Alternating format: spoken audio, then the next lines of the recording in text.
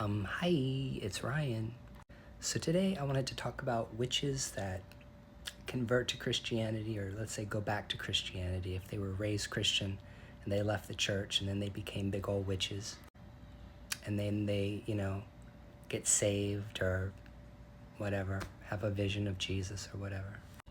Whenever something like that happens and I see it online, for one thing, if somebody goes back to Christianity, they never left Christianity. That's okay. That means they never embraced paganism. They never embraced witchcraft. They never embraced the mysteries. Or they never really understood the mysteries. Because if they understood the mysteries, they would realize that Christianity and paganism are actually the same thing. Was this person Jesus of Nazareth a Jew? Yeah. Did he have a cult? Yeah. Was he unpopular? Yes. Did they murder him for political purposes? Absolutely. But something funny happened. About 300 years later, after his death, Rome decided to take this Christianity and make it the empire's religion, right? The state-sponsored religion. Christianity is a political organization. And it's a sloppy mess because Christianity, as we know it today, comes from many, many different sources over thousands of years worth of accumulated slop, spiritual slop. That's why reading books is important. That's why watching documentary films is important. That's why study is important, so that you don't get confused when some evangelical preacher comes along and gives you a spiritual experience. See, I believe Jesus was half human, half alien. I think he was one of those alien hybrids that you hear about, That would explain a lot. Matter of fact, I think alien Jesus is more interesting than all the other versions of Jesus out there. But a lot of people come to paganism and they come to witchcraft and they show up with the wrong intentions. They show up for the wrong reasons. A lot of people want to practice witchcraft and voodoo and Ifa and all kinds of other indigenous spiritualities because they need to empower themselves. They need to feel better about themselves. These are people who might have had traumatic childhoods or were always felt like outcasts, oddballs, weirdos, people who didn't fit in anywhere, okay? So this is the truth, okay? And you might not like this, but witchcraft and the occult and hoodoo and all of the other spiritual traditions that you see that are not mainstream attract a lot of really fucked up people and a lot of weirdos.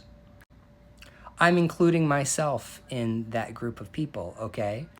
But one of the things that you have to realize in non-Christian traditions is that there's ultimate responsibility falls into your hands. Yeah, I can go get my hand of Ifa and I can find out what my destiny, I can find out what my destiny was before I came from heaven to earth. Okay, I can find out why did I come here? But it's up to me to fulfill my destiny. Because you can throw your destiny away. Piss it away. And if you got into witchcraft because you want to learn how to cast spells and you want to be able to control people and manipulate people, or you start learning tarot and divination because you want to be able to foretell the future and that's why you're doing it, that gets old after a while. There's nothing spiritual behind it. Those are very materialistic pursuits. The other thing about paganism and witchcraft and all of these other practices is that I'm not putting down pagan practices, but I'm saying that they don't have the moral and ethical spine necessarily that institutionalized Christianity has. And concepts like forgiveness, love, empathy, compassion, mercy, kindness, all of those things are very, very attractive. They're attractive words and they're attractive concepts.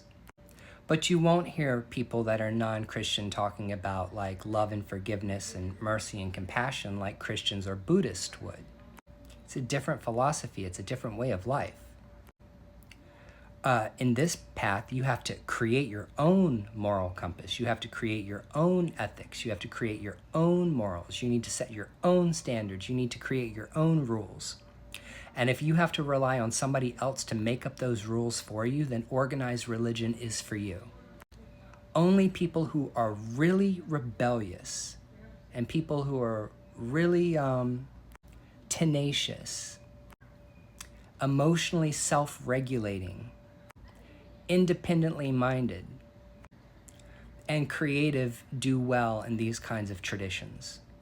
Most people need structure. Most people need a belief system. But there's nothing wrong with that either. So I don't feel like it's anyone's business what somebody else is doing spiritually in their life. If you were a witch and you read tarot on TikTok and that's what you did, and then one morning you woke up and all this witchcraft shit is not who I am. I don't want to be known for being a tarot reader. I go to church, I confess my sins, the Holy Spirit comes down, I become, I feel the relief that comes with, forgiveness and salvation and all of these things. And I decide that I want to be a Christian and I want to start reading scriptures of the Bible every single day on TikTok instead of tarot. That's nobody's fucking business. And this is a lesson to all of you. How you choose to live your life, as long as you are not harming another person, is your business. No one can tell you how to worship God. No one can tell you how to pray. No one can tell you how to meditate. They can make suggestions, but they can't tell you how to do it.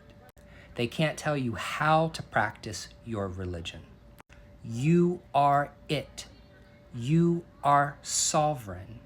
You are God in a meat suit. All the world is a stage, and we're all playing this game, this great cosmic game, this matrix, this simulation, whatever you want to call it. So, stay out of other people's business, because other people's spiritual business is not your business. Worry about yourself. And if somebody comes around trying to tell you how to practice or is trying to convince you to do something other than what you're doing that you're not motivated to learn about, then block them. Because no lie, people in the spiritual community can be absolute parasites. I see in my comments Baba Laos that are making comments on other people's comments, and I'm pretty sure that they're up in your DMs trying to read Ifa for you. The spiritual world is full of parasites, both spiritual and physical.